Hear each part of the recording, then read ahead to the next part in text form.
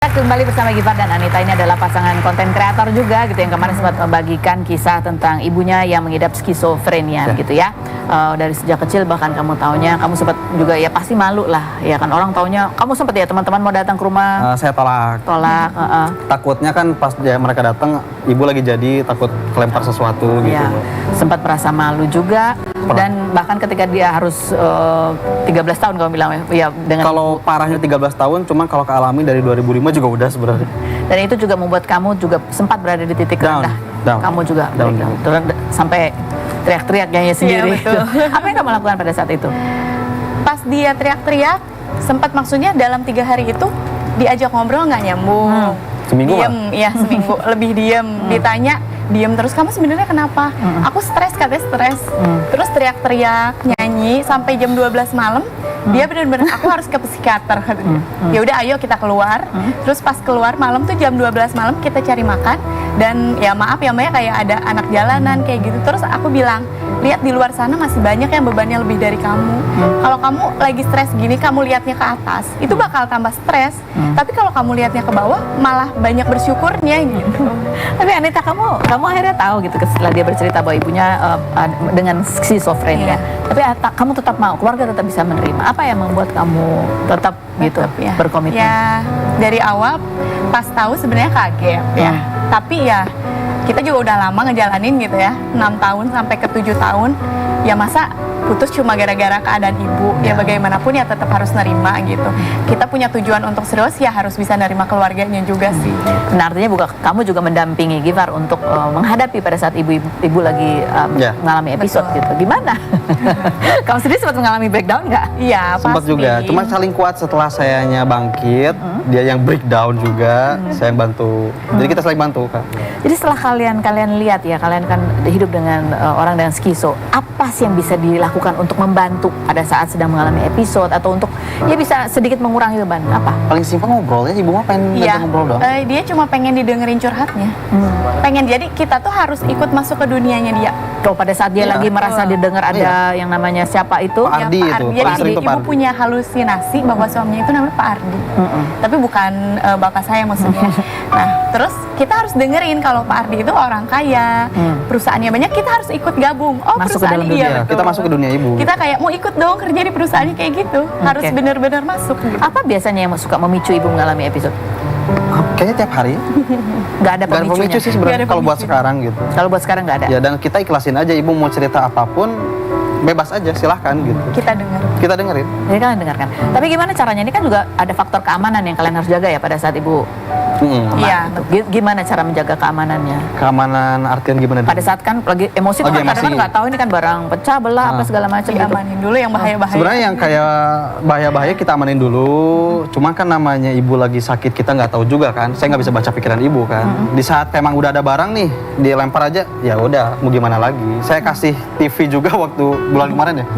Itu udah kebelah 2. Lemari ibu udah kebelah 2 juga. Kaca cermin, ibu paling nggak suka cermin. Cermin nggak boleh ada di rumah, dipecahin semua juga. Kaca-kaca di rumah pecah juga semua. Yang luar biasaan, bukan aneh sih, amazing gitu. Bulan kemarin itu kaca di bawah itu pecah sendiri. Bukan kaca. Apa sih? Keramik ya? Keramik. Pecah sendiri. Ada videonya kan? Keren, pecah sendiri. Itu yang dibelah itu emang muncul sendiri. Oh iya. Letak keluar dia sendiri. Tapi ada progres nggak setelah ada anak-anak yang bisa mendengarkan, bisa ikut mendampingi, ada progres nggak sih secara jarang marah kesehatan? Alhamdulillah sih kalau sekarang jarang marah. Jarang marah? Ya karena kita setiap ke rumah kayak ajak belanja atau ibu mau kemana gitu, mau nyalon atau kemana gitu. Oh, jadi ibu juga butuh healing kan? Ya, jadi ibu tuh kayak ibu biasa aja sebenarnya. Gitu. Tapi itu tadi kamu bilang anaknya laki-laki. Laki-laki kan nggak salon. Nggak ngerti sih tepatnya. Jadi butuh teman ya? Butuh teman cewek. Untuk curhat. Butuh curhat. Cerita. Yang jujur. Oke, baiklah. Aduh, ini hebat sekali loh, luar biasa. Gifar dan Anita, terima kasih sudah berbagi gitu ya. Tidak banyak orang yang berani untuk berbagi karena menganggap ini adalah aib gitu ya. Sebenarnya ini bukan aib. Sebetulnya bukan aib. Tapi ujian. Ujian. Adalah sebuah kondisi yang kadang-kadang beberapa keluarga harus hidup dengan itu gitu ya. Dan mungkin pengalaman mereka juga bisa membantu ya gimana caranya gitu ya. Memang tidak mudah gitu, tidak mudah. Yang merawat pun kadang mengalami breakdown gitu ya. saling menguatkan, perlu healing juga. Orang yang menemani orang dengan skizo juga butuh healing. Butuh healing sama. Orang normal juga kan kita kan, manusia juga kan. Ya lingkungan yang aman juga perlu dijaga, saling Ya. membantu, saling menguatkan, dan itu diajak ngobrol, diajak nyalon, diajak shopping. Ini sama dia nih mau kayaknya mau. shopping. Masya Allah, Iya. mudah-mudahan sehat-sehat kalian berdua. Amin, Terus ya. amin. Baik, yang berikut ada Laura Moon. Ya, ini yang unik juga, artis muda, pendatang baru yang kemarin juga ini sebenarnya lagi dekat nggak sih sama Al Ghazali? Kita lihat dulu profilnya berikut ini. Oke, baik, kita sudah bersama dengan Laura Moon. Dipanggilnya Laura Moon Yes, ya. Laura namanya. Moon. Laura Moon. Ini asalnya dari Semarang, udah hampir 3 tahun lah sekarang merantau di Jakarta ini ya. Yes. Tinggal. Dan yang mendorong kamu pergi ke Jakarta ini salah satunya karena setelah papa meninggal. Iya, betul. habis papa meninggal, terus aku sama mami pengen liburan kan. Tapi tiba-tiba pas aku pergi sama teman, ditawarin masuk manajemen mereka. Besoknya langsung masuk, terus langsung casting deh. Terus langsung masuk sinetron. Itu semua dalam waktu seminggu. Oh, dalam waktu seminggu Iya, gitu. dalam waktu Jadi seminggu. kamu masih dalam keadaan sedih itu masih. Udah mulai ikhlas sih, soalnya mulai kan ikhlas. pas jadi meninggal kan jadi sakit sebenarnya. Jadi pas dia Sakitnya udah agak lama. udah 4 bulan. 4 bulan. Oke. Iya. Nah, ini kita lihat ya sekarang kompilasi sinetronnya Laura Moon. Seperti apa sih, kita lihat yang berikut ini. Kamu otodidak tuh belajar actingnya atau Itu langsung di lokasi belajarnya. Oh, langsung dapet. Iya. Tapi benarkah kamu juga seorang ARMY dan tadinya nggak pernah kebayang akan jadi artis? Aku nggak Maunya malah jadi kebayang. penyanyi. Oh, emang iya? Enggak tahu. Iya nggak sih, katanya kamu pengen jadi idol. Enggak, aku dulu suka banget nonton Korea-Korea gitu, like K-pop idol. Aku suka girl groups kayak Blackpink, terus aespa.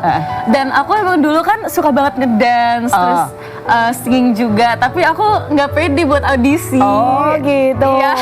Nah, kayak sekarang kita bahas juga. Ini kamu sekarang lagi dikabarin kamu deket lagi sama Al Ghazali. Seperti apa sih buat kamu sama Al Ghazali? Selain berikut ini jangan kemana. Tetap di Rutin.